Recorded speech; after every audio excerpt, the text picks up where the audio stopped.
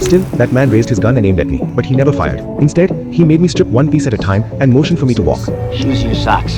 Shoes and socks! Let's go! Come on, this is stupid! Just think about what you're doing. And like you said, it's gonna be 120 by noon, isn't it? Barefoot and naked, I stepped onto the barren ground while he laughed behind me. He wanted the desert to cook me alive. What he did not know was that my path was not really random. By the time he checked with his binoculars, I was already running straight for a spot I remembered. I drove down and vanished into the desert through a hidden passage from an old painful memory.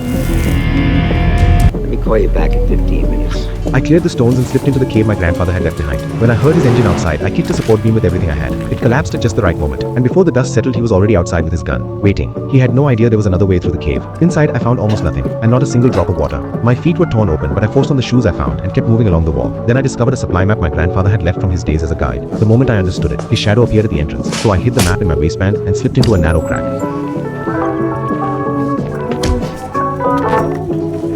I don't think Charlie was all there, man.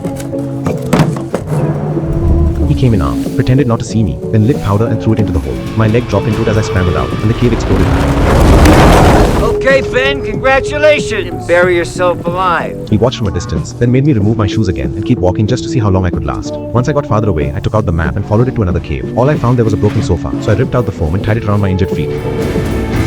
He kept driving me onward. At the next mark, I opened a box and found only steel plates and a slingshot. I still did not understand why my grandfather had hidden them there. Dragging myself on, I reached the last place, and the smell of water nearly made me lose my mind. I rushed to the slope and grabbed the bucket, but the second I tried to drink, a bullet cracked past me. Wounded and exhausted, I had no choice but to keep walking. The sun sliced down like a blade, and before long I could not hold myself up anymore. That was when the old man's patience finally ran out.